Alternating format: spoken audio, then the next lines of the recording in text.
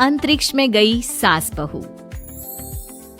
Mummy, आप इतनी अच्छी एस्ट्रोनॉट हो, फिर ये अर्ली रिटायरमेंट क्यों? क्योंकि बचपन से मेरा बस एक ही सपना था, जिसके लिए मैंने लाइफ में बहुत कुछ खोया और छोड़ा।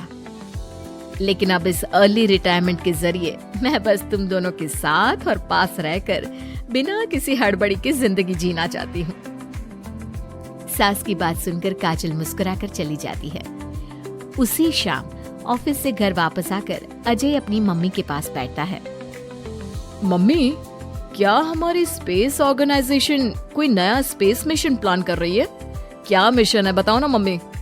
हे भगवान, शरीर इतना बड़ा हो गया लेकिन दिमाग आज भी बच्चों से गया गुजरा है। घर में आया नहीं कि सवाल शुरू। तो तुम जवाब दे दो ना। मैं क्या जवाब दूं? जैसे तुझे मेरे रिटायरमेंट के बारे में पता ही नहीं। इतने समय से तूने मुझे ऑफिस जाते हुए देखा क्या? फिर मुझे कैसे पता होगा? जा, तेरी पत्नी से पूछ, वो रोज ऑफिस जाती है। माँ की बात पर अजय आवाज लगाकर काजल को बुलाकर वही सवाल उससे भी पूछता है, पर काजल उसका कोई जवाब नहीं देती। और बोलो पत्नी से पूछने के लिए। मैडम जवाब ही नहीं दे रही। सवाल जायज हो तो जवाब मिलेगा ना। तुम्हें अच्छे से पता है, कॉन्फिडेंशियलिटी रूल्स के चलते हम किसी से भी ऑर्गेनाइजेशन और मिशन से रिलेटेड कोई बात नहीं कर सकते। वो तो पता है, लेकिन मुझसे भी छुपाने का मतलब समझ में नहीं आया। वो मम्मी, रिटायरमेंट एप्लीकेशन के बाद से आपने ऑफिस भी आना बंद कर दिया। सबको लगा कि अब आप इंटरेस्टेड नहीं होगी, इसलिए इन्फॉर्म नहीं किया। क्या तुम भी इस मिशन का हिस्सा हो? मैं ही इस मिशन की लीड साइंटिस्ट हूँ। ये हमारा अब तक का सबसे बड़ा और इम्पोर्टेंट मिशन है। अगर ये सक्सेसफुल हो गया तो दुनिया में हमारे नाम के साथ मेरा प्रमोशन भी पक्का है। काजल की बात सुनकर दोनों माँ बेटे हैरान रह जाते हैं, लेकिन फिर सब साथ मिलकर सेलिब्रेट करते हैं। अब दिन बीतने लगते हैं। काजल स्पेस मिशन के चलते पहले से ज्यादा बिजी हो जाती है और देर तक ऑफिस में समय बिताने लगती है। कुछ समय तक इसे चुपचाप देखने के बाद एक सुबह बहू को सामने देखकर आखिरकार सास उसे टोक ही देती है। आ रही हो या जा रही हो? भाई, हमें तो तुम्हारी शक्ल देखे लगता है सदियां बीत गई। मैडम कब आती है कब जाती है कुछ पता ही नहीं चलता। अरे ऐसा कौन सा मिशन है जिसने सुबह रात घर परिवार सब भुला दिया? मिशन तो मैंने भी बहुत देखे हैं और गई भी हूँ, पर ऐसा हाल कभी नहीं हुआ। मम्मी, मैं आपकी चिंता और गुस्सा समझ सकती हूँ, पर ये स्पेस मिशन आज तक के सभी मिशन से बहुत अलग है। अच्छा, जरा मैं भी तो सुनूं, ऐसा क्या है इसमें? आई एम सॉरी मम्मी, मैं नहीं बता सकती। भूलो मत, मैंने रिटायरमेंट अप्लाई किया है, लेकिन रिटायर होने में अभी 7 महीने बाकी है, जिसके हिसाब से मैं आज भी ऑर्गेनाइजेशन का हिस्सा हूँ। तो मुझे बताकर तुम कोई रूल नहीं तोड़ रही। मुझे सब याद है मम्मी, और मुझे ये भी पता है कि अगर आप साथ दें तो मिशन के लिए बहुत बड़ी मदद साबित होगी। पर सीनियर्स ने रूल बनाया है कि इस मिशन की इंफॉर्मेशन सिर्फ उन्हीं के पास होगी जो इसका पार्ट है, और मुझे तो उन्होंने खास अपने पास बुलाकर ये समझाया था। बहू की बात सुनकर सास सोच में पड़ जाती है और अगले दिन खुद भी ऑफिस पहुंच जाती है। ओहो, क्या बात है मैडम, रिटायरमेंट के एप्लीकेशन के बाद तो आपने दर्शन देने भी बंद कर दिए। अरे सर, अगर ईद का चांद रोज निकला करता तो क्या उसका स्वागत इतने जश्न से होता? इस पर सीनियर भी हंसने लगते हैं और दोनों कैबिन में जाकर बैठ जाते हैं, जहां सास बातों बातों में नए स्पेस मिशन के बारे में पूछती हैं। वो उन्हें मिशन के बारे में सब कुछ बताकर तुरंत एक इमरजेंसी मीटिंग बुला लेते हैं, जिसमें साइंटिस्ट की टीम और काजल के साथ एस्ट्रोनॉट्स की पूरी टीम भी होती है। तो ये है हमारी टीम, जो सब कुछ भूल कर दिन रात इसी मिशन पर काम कर रही है।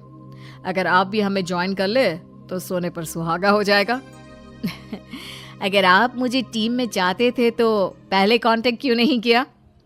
आपने स्पेस में ना जाने के फैसले के साथ डेस्क जॉब का भी इनकार कर दिया और अर्ली रिटायरमेंट के लिए अप्लाई कर दिया, और फिर पिछले 1 महीने में किसी के साथ कोई कांटेक्ट भी नहीं हुआ। इसलिए हमने सोचा शायद अब आप ब्रेक लेकर इस सब से दूर रहना चाहती हो। और इसीलिए किसी ने आपको परेशान करना सही नहीं समझा। बात तो आपकी सही है, फिर भी एक सुझाव देना चाहूंगी। ये जो आप कर रहे हो ना, ये मिशन नहीं, साफ सुसाइड है। एक साथ इतने सारे लोगों को स्पेस में 6 महीने रहने के लिए भेजना आसान काम नहीं है। और ये बात मुझे आपको समझाने की जरूरत नहीं होनी चाहिए। हमें सारे कॉन्सिक्वेंसेस, स्पेस नेचर, मिशन की मुश्किल सबका पता है, और ऐसा करने वाले हम पहले नहीं हैं। इसलिए ये भी साबित है कि काम हो सकता है। आप सिर्फ एक एक्सपेरिमेंट के लिए इतने सारे लोगों की जान और मेहनत को दांव पर लगाना चाहते हो, जिसमें सक्सेस रेट भी मुश्किल से 1% है। बहुत देर तक इन्हीं सब बातों पर बहस चलने और काजल की सास उर्फ ऑर्गेनाइजेशन की सबसे एक्सपीरियंस्ड एस्ट्रोनॉट को बहुत देर समझाने के बाद भी जब वो राजी नहीं होती, तो ऑर्गेनाइजेशन के सीनियर्स को उन्हें घर वापस भेजना पड़ता है। लेकिन उसी के बाद से न चाहते हुए भी सास मिशन के बारे में सोचना बंद नहीं कर पाती। इसी तरह 1 हफ्ता बीत जाता है। माँ, जब घर में बैठकर भी मिशन के बारे में ही सोचना है, तो इससे अच्छा है कि वहां जाकर इस सोच के जरिए उनकी मदद ही कर दो। उन्हें ऑफिस में नहीं, स्पेस में जाने के लिए मेरी जरूरत है। वो चाहते हैं कि मैं हेड एस्ट्रोनॉट बनकर बाकी सबके साथ स्पेस में जाऊं। वाओ, रिटायरमेंट से पहले आखिरी असाइनमेंट की तरह इससे अच्छा और क्या हो सकता है माँ? आपको हाँ बोल देना चाहिए। उस टीम में एक मेंबर काजल भी है। अगर हम दोनों ही चले जाएंगे तो तुम अकेले कैसे रहोगी? वहां से जिंदा वापस आने की कोई गारंटी नहीं बेटा। अब भी हमें भेजना चाहते हो क्या? जिस दिन से आपको पहली बार स्पेस में जाते देखा है, तभी से ये डर और पॉजिटिविटी दोनों साथ लेकर जीना सीख गया हूं। आप जाओ माँ, मुझे पूरा भरोसा है आप दोनों वापस भी आओगे और देश के साथ मेरा नाम भी रोशन करोगे। बेटी की बात सुनकर माँ के अंदर हिम्मत आती है और वो एक बार फिर स्पेस ऑर्गेनाइजेशन पहुंच जाती है, जहां उसके फैसले से सब बहुत खुश होते हैं और स्पेस मिशन की तैयारी पहले से ज्यादा जोश में शुरू हो जाती है। कुछ ही समय बाद दोनों सास बहू स्पेस में पहुंच जाती हैं। आखिरकार आज मेरी साइंटिस्ट बहू एस्ट्रोनॉट भी बन गई। सिर्फ स्पेस सूट पहन लेने से कोई एस्ट्रोनॉट नहीं बन जाता। मैं साइंटिस्ट हूँ और उसी में खुश हूँ। अगर मिशन की रिक्वायरमेंट नहीं होती तो शायद कभी यहाँ आती भी नहीं। इसी तरह दिन पर दिन स्पेस की अनेक मुश्किलें और दिक्कत सहते हुए देखते ही देखते 6 महीने बीत जाते हैं और नामुमकिन को मुमकिन करके दिखाते हुए सब सही सलामत अर्थ पर वापस आ जाते हैं, जिसके बाद से दुनिया भर में ये मिशन सास बहू की अंतरिक्ष यात्रा के नाम से मशहूर हो जाता है।